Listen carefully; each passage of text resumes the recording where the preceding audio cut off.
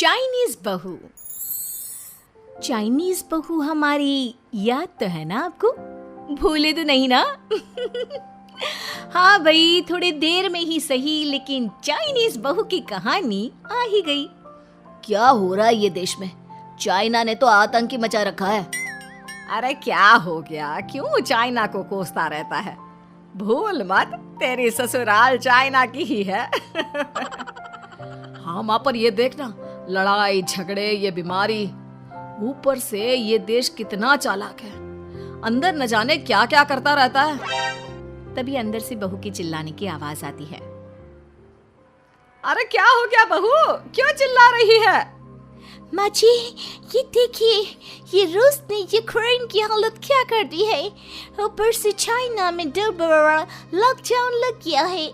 माँ जी, अब क्या किया जाए? अरे तो तुम लोगों को क्या परेशानी हो रही है, मैं तो यही नहीं समझ पा रही हूँ। वो क्या है ना माँ, हम लोग चाइना जाने की सोच रहे थे, सांगसू के भाई की शादी है। तो क्या? अरे कौन सा उन लोगों के यहाँ भाई घोड़ी चढ़ता है जो बहन काजल लगाकर नेक लगी? माँ जी, उसकी आंखें बहुत छोटी छोटी है, उसमें या तो पुतली रह सकती है या काजल। साले की पुतली निकाल कर काजल लगा दो, अंधा कहीं का। क्या क्या बोले तुम मेरे भाई के बारे में? अरे नहीं नहीं बहू, वो तो बोल रहा था कि तुझे नेग मिल जाएगा। हैं, बहन है ना तू उसकी। नहीं नहीं माँ जी, मैं सब समझती, ये मेरे भाई का मजाक बनाते रहते। कितना सीधा है मेरा भाई, बिल्कुल छिपकली जैसा। नहीं नहीं बहू, सीधा गाय जैसा होता है। सही पकड़े हैं माँ जी। हाँ, तो मेरे भाई की शादी है, मैं चाइना जरूर जाऊंगी। तभी एक पड़ोसन आ जाती है। अरे नहीं नहीं बहू, तू कहीं ना जा, हम लोगों का मन कैसे लगेगा तेरे बिना। ले बहू, तेरे भाई के लिए ये शॉल रख ले, हमारी तरफ से गिफ्ट कर देना। अरे सब कितने अच्छे हैं, मेरी चाइनीज बहू को कितने प्यार से तुम लोगों ने एक्सेप्ट कर लिया। सच में बड़ी भाग्यशाली हूँ मैं। कैसी बात कर रही है? ये तो हम लोगों के देश की एक खूबसूरती है कि हर किसी को दिल से अपना लेते हैं, बस वो भी दिल से हमें अपना समझे। कैसी बात कर रही है आंटी जी? मेरे लिए आप सब सासू माँ जैसी ही हैं। मुझे भारत बहुत अच्छा लगता है, ये सबसे अच्छा देश है, मेरा भारत महान। वैसे भी लड़के की शादी जहाँ होती है वो तो वहीं की हो जाती है ना। जीती रे बहू, सही बोल रही है। औरत तो होती ही पानी की तरह है, जो जहाँ जैसे रखे वैसी ही शेप ले लेती है। आंटी जी, ये थोड़ा सा ज्यादा हो गया, समझ नहीं आया। नो प्रॉब्लम, मैं चाय बना कर लाती हूँ। फिर क्या, वो दिन भी आ जाता है जब बेटे बहू को चाइना जाना पड़ता है। वहाँ जाकर बहू का भाई कहता है, मेहरबान आ गए, मेहरबान आ गए। मैंने सबको बोला कि सब हिंदी में बात करेंगे, नहीं तो बहन नाराज हो जाएगी।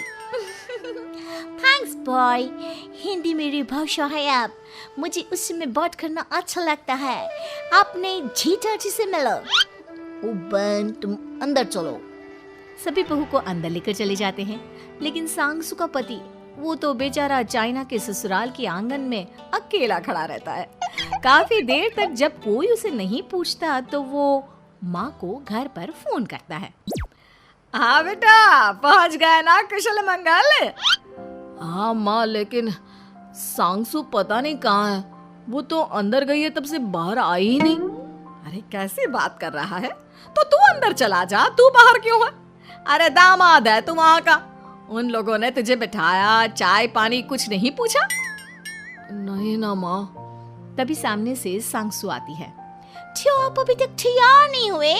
और ये बैग लेकर क्यों कमरे से बाहर आए? इसे वहीं रख देते। कमरा?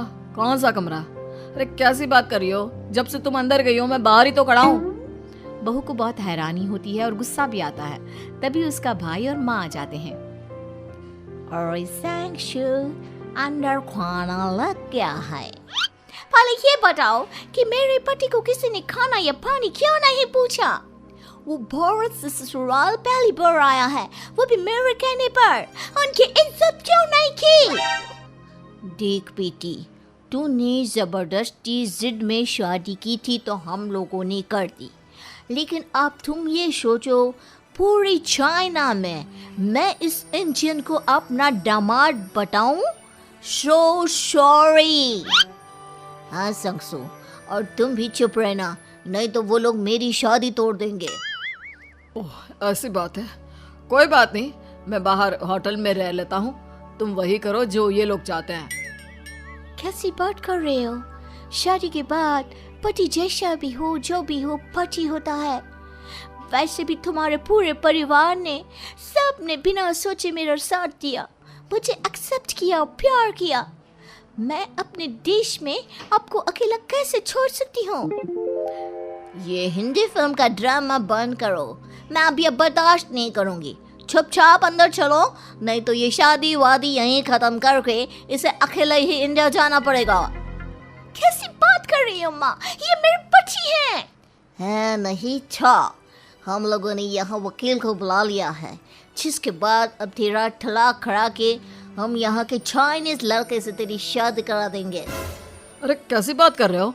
हम तो यहाँ तुम्हारी शादी के लिए आए थे। नहीं नहीं, मैं सांगसू के बिना नहीं रह सकता हूँ। हाई वोल्टेज ड्रामा होने के बाद से ही सारा माहौल खराब हो जाता है कि तभी एक लड़की आती है। मैंने सारा इंतजाम कर दिया है, सांगसू की शादी का मंडप परसों लग जाएगा, तब तक इसके पति को कमरे में बंद कर देते हैं। सभी सांगसू के पति का हाथ बांधकर उसे कमरे में बंद कर देते हैं। ये क्या कानूनी है? आप लोग मेरे पति के साथ ऐसा नहीं कर सकते हैं। मैं किसी से शादी नहीं करूंगी, ये साफ बात है। पहले मैं अपनी शादी करूं, फिर तेरी भी शादी करवा दूंगा। सब कुछ तय हो जाता है, भाई की शादी हो जाती है। फिर वो दिन भी आ जाता है जब सांगसू की शादी वो लोग जबरदस्ती करने के लिए उसे मंडप पर ले जाते हैं। ऐसा मत करो, ये मेरी बीवी है। मैं किसी से शादी नहीं करूंगी। कैसे नहीं करेगी शादी? शादी तो तेरा बाप भी करेगा। हो, मैं करूंगा शादी। प्लीज कोई मेरी शादी किसी अच्छा औरत से करवा दे। चुप, बिल्कुल चुप। फिर माँ सांगसू और उसके पति से कहती है,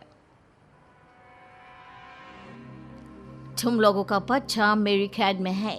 अगर तुम लोगों ने कोई भी होशियारी की तो मैं इस बच्चे को मार दूंगी। दोनों माँ का रूप देखकर हैरान हो जाते हैं। बच्चे की खातिर दोनों शांत हो जाते हैं और शादी की रस्में शुरू हो जाती है कि तभी सांगसू की सास पुलिस के साथ आ जाती है। माँ, सरसू माँ आ गई, मेरी माँ आ गई। माँ प्लीज हम लोगों को बचाकर वापस ले चलो। पुलिस सभी को गिरफ्तार कर लेती है। बेटी के बच्चे को मारने की धमकी तो कोई चुड़ैल ही दे सकती है। अरे तो ये चुड़ैल ही तो है। ये सही बोल रहे हैं, ये औरत किसी चुड़ैल से कम नहीं है। तभी उन लोगों का बच्चा भी आकर सांगसू के गले लग जाता है। माँ, तू सही समय पर आ गई, लेकिन तुझे कैसे पता चला कि यहाँ ये सब हो रहा है? बेटा, ये चाइनीज लोग ना होते ही धोखेबाज हैं। इन लोगों पर मुझे भरोसा नहीं था, इसलिए मैंने तेरे फोन को हमेशा के लिए मेरे फोन से अटैच कर दिया था, जिससे तेरे आसपास होने वाली सारी बात मैं सुनती रहूं। उस दिन भी मेरी तेरी बात हो रही थी तो तेरा फोन ऑन था, मैं सब समझ गई थी। मुझे माफ कर दो। नहीं, बिल्कुल नहीं। चलिए माँ जी, इंडिया वापस चलते हैं। आज के बाद मैं यहाँ कभी नहीं आऊंगी।